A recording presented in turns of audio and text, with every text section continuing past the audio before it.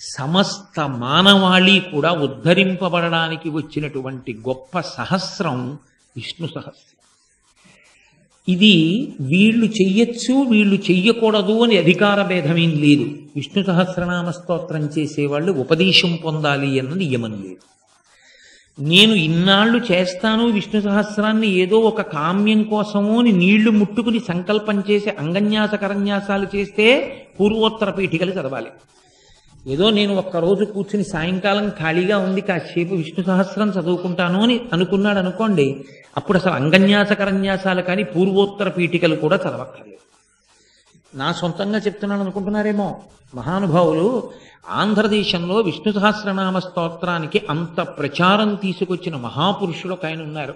మల్లాది దక్షిణామూర్తి గారిని పూర్వాశ్రమనామం ఆనంద భారతీ తీర్థ అని పేరైనకి.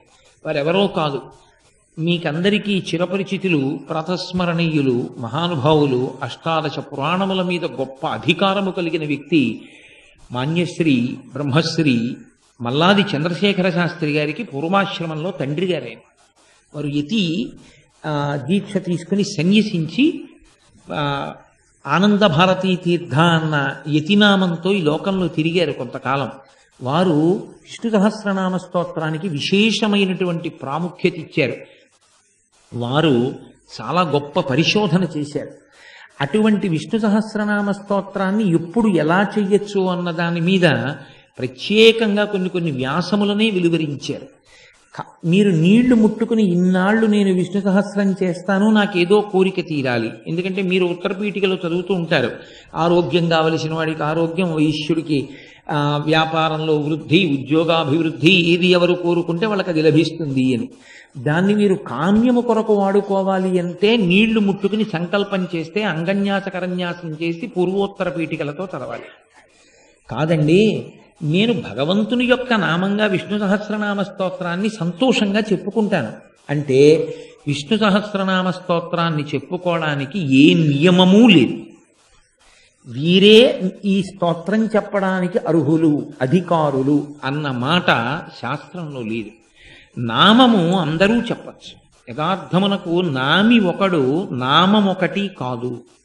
నామి అంటే పేరున్నవాడు, నామము అంటే పేరు. కోటేశ్వరరావు గారు అని మీరు అరిచారనుకోండి, ఎవరో గభాలను లేచి, నేను వెంటనే ఇలా తిరుగుతాను. అంటే కోటేశ్వరరావు గారు అన్న నామము, నామి, ఈ శరీరము అంత అవినాభావ సంబంధమును పొందిషే. నామమును పట్టుకుంటే నామి మీ వంక తిరుగుతాడు. ఎవరికా పేరుందో ఆయన మీ వంక తిరిగి చూస్తాడు. ఇప్పుడు ఒక మంత్రం మీరు చేస్తున్నారనుకోండి, మంత్రానికి కూడా అధిదేవత ఉంటారు. ధ్యాన శ్లోకం చేస్తారు. ముందు ధ్యాన శ్లోకంలో ఇదిగో నేను చేసే మంత్రం యొక్క అధిదేవత ఇలా ఉంటుంది అని భావన చేస్తారు. అంగన్యాస కరన్యాసం చేస్తారు.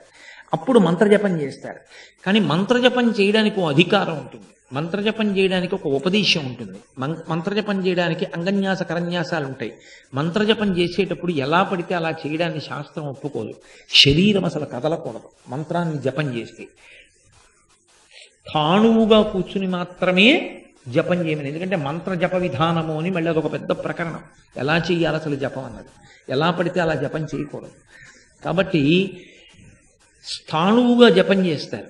కానీ నామం చెప్పేటప్పుడు ఎంత సౌలభ్యం ఉన్నది అంటే మీరు అటు ఇటు తిరుగుతూ చెయ్యొచ్చు, కూర్చుని చెయ్యొచ్చు, నిలబడి చెయ్యొచ్చు, అథవా మీరు మీ పని చేసుకుంటూ నామం చెప్పుకోవచ్చు.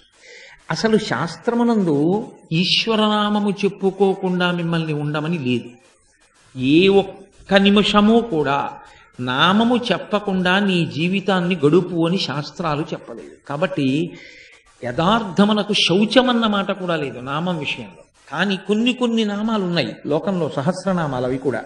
కానీ వాటికి మళ్ళీ గురుముఖత ఉపదేశం ఉండాలి. లలితా సహస్రనామం ఉందనుకోండి, యథార్థంగా మాట్లాడాలి అంటే లలితా సహస్రనామం గురుముఖత ఉపదేశం పొందకుండా చదవకూడదు. ఎందుకు చదవకూడదు అంటే నేను అనేక పర్యాయాలు చెప్పాను.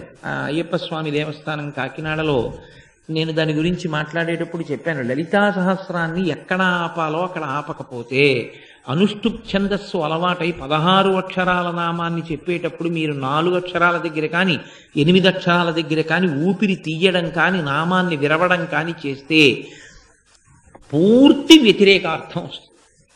అందులో చెప్పినది ఒక అర్థమైతే పూర్తి వ్యతిరేకమైనటువంటి అర్థం వస్తుంది. నాకు దానికి ఉదాహరణ నా నోటితో ఇంత పవిత్రమైన వేదిక మీద కూర్చుని చెప్పడం ఇష్టం లేక నేను చెప్పట్లేదు తప్ప, ఒక 16 అక్షరాల నామం అందులో ఉందనుకోండి, ఆ 16 అక్షరాల నామాన్ని మీరు మధ్యలో ఎక్కడా ఆపకుండా విరవకుండా చదవాలి.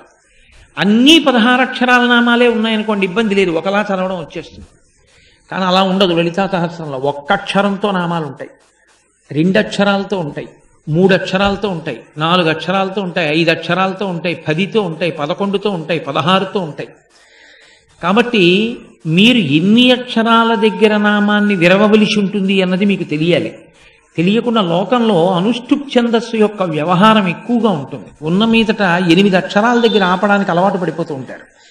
లలితా సహస్రాన్ని కానీ అలా చదవడం అలవాటు చేసుకుంటే కొన్నాళ్లు పోయిన తర్వాత అమ్మవారి ఆగ్రహానికి లోనవుతారు.